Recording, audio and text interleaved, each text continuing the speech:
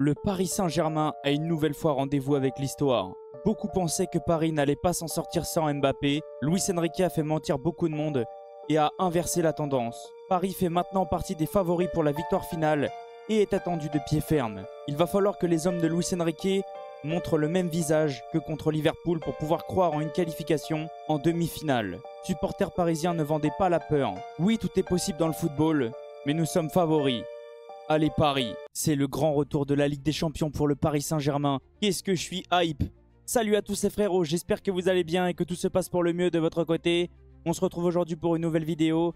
Je vais vous faire un avant-match complet du match Paris Saint-Germain, Aston Villa. Mais avant que la vidéo commence, merci à tous ceux qui vont liker, commenter, partager et s'abonner. C'est grâce à vous que j'en suis là. Alors je sais pas vous de votre côté, mais moi je suis ultra hype. Pour tous ceux qui me suivent, vous le savez, mais pour tous les nouveaux, je vais vous expliquer comment je vais procéder pendant cette vidéo. Je vais vous faire au début un avant-match complet. On va parler des joueurs blessés ou suspendus, des formes actuelles des deux équipes, des face-à-face s'il y en a eu. On ira regarder aussi les phases finales pour voir un petit peu le parcours des deux équipes pour se faire une petite idée. Je vous donnerai les codes, je vous parlerai des codes et je vous donnerai mon avis. Et à la fin de la vidéo, je vous ferai mes compos probables pour les deux équipes. Je vous parlerai des points forts, des points faibles et je vous donnerai mon pronostic. On va déjà se concentrer sur le match et le Paris Saint-Germain a rendez-vous avec l'histoire. Comme tout le monde le sait, beaucoup sous-estimaient le Paris Saint-Germain, beaucoup enterraient le PSG en début de saison. Depuis le départ de Mbappé, j'entendais beaucoup « Ouais, c'est bon, c'est fini, le PSG a perdu toutes ses stars, il n'y aura plus de Paris Saint-Germain, ils vont complètement couler, Luis Enrique n'y arrivera pas ». Sincèrement, ce que Luis Enrique est en train de faire, c'est tout simplement exceptionnel parce qu'il a littéralement inversé la tendance. Le Paris Saint-Germain reçoit Aston Villa. On est bien sur le match aller. Le mercredi 9 avril à 21 h, c'est les quarts de finale de la Ligue des Champions. Le match aura lieu au Parc des Princes. Le match sera arbitré par Maurizio Mariani. Et au niveau des chaînes de retransmission, le match sera disponible sur Free, MyCanal, Canal+ France et Canal+ Live 1. Comme j'arrête pas de faire à chaque fois, je vais vous faire un avant-match complet avant de vous parler des cotes. Et on va déjà se concentrer sur les joueurs blessés ou suspendus. Quand je regarde les absents de chaque côté, eh ben, je suis surpris. Pourquoi je vous dis ça? Parce que pour tous ceux que ça intéresse, n'hésitez pas à aller voir la vidéo que je vous ai sortie hier. Je vous ai présenté les 3 autres matchs. Et on a parlé aussi des joueurs blessés ou suspendus. Et sincèrement, sur chaque match, les infirmeries sont ultra pleines. Là, je dirais que ça va. Je ne vais pas non plus trop me plaindre.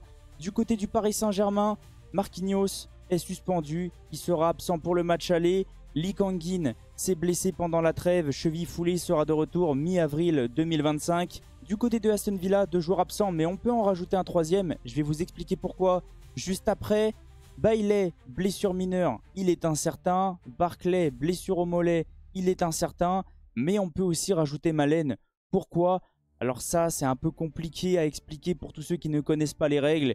Je vais essayer d'être le plus précis possible pour pas non plus vous mélanger. Pendant une saison, il y a le mercato hivernal et on a le droit de recruter des joueurs. Le souci, c'est qu'on peut en inscrire que 3 en Ligue des Champions. Ils en ont inscrit 3, mais Malen n'a pas été inscrit. Donc Malen sera aussi indisponible du côté de Aston Villa. Au niveau des formes actuelles des deux équipes, ça se passe hyper bien des deux côtés. Les deux vont ultra bien, que ce soit le Paris Saint-Germain ou même Aston Villa. Ils ont gagné leurs 5 derniers matchs. Maintenant, on va parler des face-à-face entre ces deux équipes. Et oui, j'ai fait exprès bien sûr. C'était tout simplement pour vous montrer que c'est une première et que c'est nouveau. Et c'est très bien parce que moi j'adore la nouveauté. J'adore quand ça change un petit peu. Quand il y a une nouvelle équipe qui affronte le Paris Saint-Germain parce que j'en ai marre de jouer tout le temps le Barça, le Real. C'est tout le temps les mêmes équipes. Et ce qui est bien cette saison, c'est qu'on a affronté Liverpool. Et ça faisait très longtemps qu'on n'avait pas joué Liverpool. Et maintenant, on va affronter Aston Villa. Au niveau des phases finales, on va regarder un petit peu comment ça s'est passé concernant les deux équipes. Au niveau du Paris Saint-Germain, ils ont joué les barrages. Ils se sont imposés 10-0 pendant la double confrontation contre Brest. On a réussi à se qualifier au penalty à Liverpool. Et sincèrement, quel match incroyable!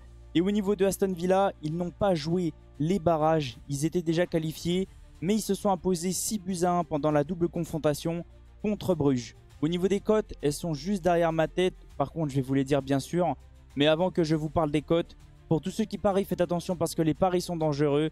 Et on le sait tous, pour tous ceux qui ont moins de 18 ans, les paris sont interdits. Pour moi, les cotes sont ultra crédibles et c'est quand même compréhensible. Le Paris Saint-Germain est favori et le Paris Saint-Germain est à domicile. La victoire côté PSG est cotée à 1,40. Le match nul est coté à 4,75. Et la victoire côté Aston Villa est cotée à 7,65.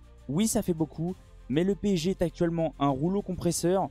Luis Enrique a bâti un collectif ultra huilé qui fait ultra mal, qui fait ultra peur à l'Europe. Tout le monde en parle. Donc pour moi, c'est tout à fait normal. On est parti maintenant pour mes compos probables. Mais avant que je vous parle de mes compos, je vais vous présenter le site. Pour tous ceux qui me suivent, vous connaissez le site. Mais pour tous les nouveaux, je vais vous le présenter. J'ai réussi à mettre en place avec mon partenariat un site pour pouvoir vous analyser, vous débriefer les matchs. Et c'est tout simplement incroyable. Donc pour tous ceux que ça intéresse, le lien de mon partenariat sera dans la description. On va déjà se concentrer sur la composition du Paris Saint-Germain. Et selon moi, Luis Enrique va débuter avec un 4-3-3 très classique. Donnarumma dans les buts. Une défense, les latéraux, Nuno Mendes, Achraf Hakimi. Une charnière, Pacho Beraldo. Oui, comme je vous ai montré juste avant, Marquinhos est suspendu. Donc selon moi, ça sera Beraldo aux côtés de Pacho. Un milieu à 3 avec une pointe basse, Vitinha accompagné de Ruiz et Joao Neves. Et une attaque, Barcola, Dembélé, Kvaratskhelia. Oui, beaucoup vont me dire, mais pourquoi tu mets pas Désiré Doué? Je vais vous expliquer. Selon moi, Barcola est meilleur quand il est titulaire. Et à chaque fois que Désiré Doué rentre, on l'a vu contre Liverpool, Désiré Doué est incroyable. Il fait ultra mal aux équipes adverses. Donc moi, je préfère quand Désiré Doué rentre et est là en tant que super sub. Parlons maintenant d'Aston Villa. Je préfère vous prévenir par avance. C'est possible que je me trompe au niveau de la compo. Je ne vais pas vous mentir. C'est pas une équipe que je suis énormément. Je vous ai mis une compo en place avec mes connaissances et avec les dernières compos qu'Unai Emery a mis en place. J'ai essayé un petit peu de prendre les infos par-ci par-là, mais c'est possible que je me trompe. Donc n'hésitez pas à me donner vos compos dans les commentaires. Bien sûr, je viendrai vous répondre avec grand plaisir. Selon moi, Unai Emery va débuter en 4-2-3-1, très classique parce que comme tout le monde le sait, à chaque fois Aston Villa joue en 4-2-3-1. Martinez dans les buts, une défense, les latéraux Garcia Digne, une charnière Disasi Mings, un milieu à 3 avec 2 points de basse, McGinn, Tillmans, accompagné d'Asensio en numéro 10, et une attaque Rashford, Watkins, Rodgers. Je préfère m'excuser aussi au niveau de mon anglais parce que je le sais, il est catastrophique. Parlons maintenant des points forts et des points faibles des deux équipes et on va commencer par Aston Villa parce que ça va résumer un petit peu ce que je vous ai dit juste avant. Au niveau des points forts, Aston Villa c'est une équipe qui permute énormément, c'est une équipe qui bouge énormément, c'est jamais les mêmes joueurs qui sont titulaires, ça part dans tous les sens. Donc c'est pour ça que je vous ai dit juste avant, c'est possible que je me trompe au niveau de la compo. Mais c'est un point fort de leur côté. Parce que c'est un petit peu comme le Paris Saint-Germain, c'est une équipe qui est imprévisible. Au niveau du deuxième point fort d'Aston Villa, je dirais que c'est une équipe qui joue très bien en contre. C'est une équipe qui joue en transition. Par contre, au niveau des points faibles, c'est une équipe qui n'a pas beaucoup le ballon. Et pour moi, au niveau de la défense, c'est un petit peu faible aussi. Ils subissent énormément d'occasions. Ils ont de la chance par contre d'avoir un gardien de classe mondiale. On va pas non plus se mentir. Et au niveau des points forts du Paris Saint-Germain, c'est pareil. C'est une équipe qui est imprévisible. C'est une équipe qui surprend énormément l'adversaire. Luis Enrique n'a pas arrêté de le dire. Il a envie d'être imprévisible. Et le deuxième point fort du Paris Saint-Germain pour moi, c'est la possession. Parce que comme je vous ai dit juste avant, Aston Villa n'est pas une équipe de possession. Donc le Paris Saint-Germain aura probablement le ballon. Il faudra juste faire attention aux transitions. Parce que comme je vous l'ai dit, Aston Villa est une équipe qui fait ultra mal, surtout dans le dos. Mais si on arrive à garder le ballon, si on arrive à dicter le tempo du match, on peut faire très mal à Aston Villa. Et si on arrive à jouer pareil que contre Liverpool et qu'on arrive à concrétiser nos occasions, on peut finir pour moi cette double confrontation au Parc des Princes. Comme j'ai pas arrêté de vous dire, tout est possible dans le football bien sûr, mais il ne faut pas non plus vendre la peur parce que le Paris Saint-Germain est favori. Le PSG a réussi à s'imposer contre Manchester City, on a réussi à éliminer Liverpool, l'une des meilleures équipes d'Europe. Donc oui, il faut faire attention, il ne faut pas non plus sous-estimer Aston Villa, il ne faut pas faire la même bêtise que l'année dernière contre Dortmund. Il ne faut pas les prendre de haut, il faut les regarder droit dans les yeux et il faut les respecter tout simplement. Il va falloir jouer notre football à 100%, il va falloir surtout marquer nos occasions. Maintenant que j'ai pu vous présenter les deux équipes, mes compos probables et que j'ai pu vous parler des points forts et des points faibles des deux équipes, on va pouvoir se concentrer sur mon pronostic et sur mes buteurs. Selon moi, le Paris Saint-Germain va s'imposer, mais le PSG va encaisser. Je vois le match se finir en 3-1 pour le Paris Saint-Germain. Au niveau des buteurs, je vois 2 buts de Dembélé, 1 but de Kvara. Et au niveau d'Aston Villa, je vois un but de Rashford, comme d'habitude. De toute façon, on est habitué. En tout cas, n'hésitez pas à me dire qu'est-ce que vous avez ressenti de la vidéo, de mon avant-match, de mes compos probables. Je viendrai vous répondre avec grand plaisir. N'hésitez pas aussi à me donner vos pronostics et vos buteurs. Je viendrai vous répondre dans les commentaires. En tout cas, merci à tous ceux qui sont restés du début jusqu'à la fin. Merci à tous ceux qui vont mettre le petit like, le petit commentaire. C'est grâce à vous que j'en suis là.